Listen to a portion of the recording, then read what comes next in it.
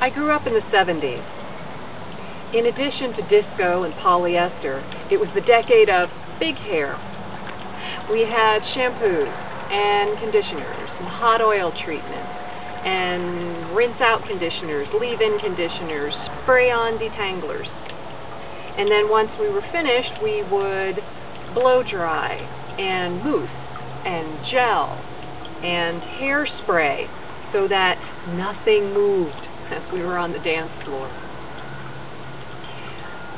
There was no question in my mind growing up that you needed shampoo, that you had to use hair products in order to look beautiful. But more than beautiful, in order to be healthy, in order to have clean hair, the notion was you must use chemicals and detergents and fragrance. There was no question. So then when I read an article last spring on MSNBC that talked about the No Shampoo movement, I thought, ew, that's gross. Those people must have hair that is dripping in grease and grime and filth. But then I did a little reading. Turns out the No Shampoo movement has been going on for years, if not decades. But perhaps people just didn't want to talk about it. For me, and those who follow my blog, you'll know that I've been on a healing journey. And the notion of using less chemicals on my body was appealing. The idea that I could spend less money on products was also an added incentive. And to not contribute more plastics and chemicals into the environment, well, that was a big plus too. So I did it. I joined the No Shampoo experiment last spring. It's been 7 months now, so I thought it was time to tell the story. So, why don't we start with some misconceptions and myths. First of all, I do wash my hair.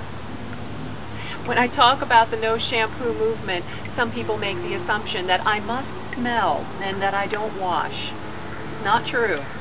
I wash my hair every night.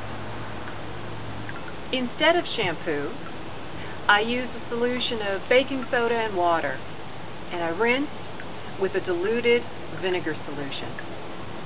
For me, what works best is 2 tablespoons of baking soda mixed with 2 cups of water, dissolved well, and I pour it on the back of my scalp and massage in, and then I pour it on the top and on the crown and on the sides. Maybe it's the massage that makes my hair feel and look healthier, fuller than it did before. After I rinse with water, I use the diluted vinegar solution, again, about 2 tablespoons to 2 cups water, and I pour that on top of my hair. No, I do not smell like a salad. The vinegar washes out too. But it's a wonderful conditioner for my hair, and it makes sure that all the baking soda has been removed. As I said, for me, that works well. For people with shorter hair, you may need a different balance. Is there an adjustment period? Yes, there was an adjustment period for me. It took my hair a while before it stopped overbuilding natural oils from when it was used to having shampoo strip them out of my hair. In my experience, what was happening with the shampoo is that I would lose all the natural protection that my hair was designed to have. And then we would try to put them back in with conditioner. And after that, we would mold it with mousse so that it would have the hold and the texture that by nature was there by design already. So for about a month, it took me a while to get my hair feeling soft and clean. Part of that was I was experimenting with the right ratio of baking soda to water. Part of that is that I wasn't understanding about the vinegar rinse. But it was nothing that a good ponytail or some barrettes couldn't handle. And actually, my daughter, who tried this method also, had no adjustment period whatsoever. Well, then again, she had the benefit of 6 months of my experience with it, so we started her off on the 2 tablespoons to 2 cups formula that we found worked best for my hair. But even her hair is more manageable and shiny and healthier now than it was when she was using all the different products.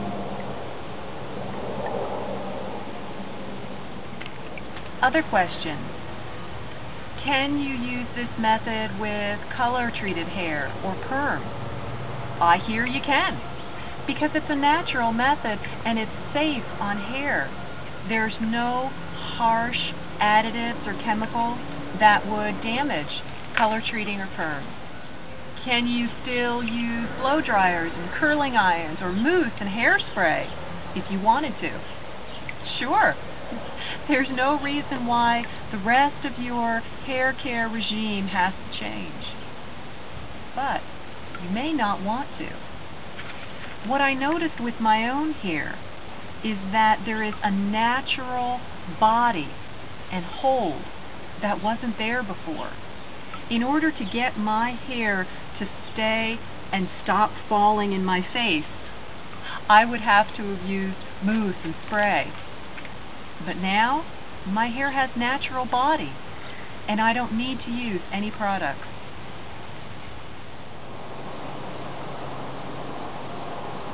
One of the things that people notice when they switch from store-bought shampoo to the natural baking soda and vinegar method of hair cleansing is the fragrance.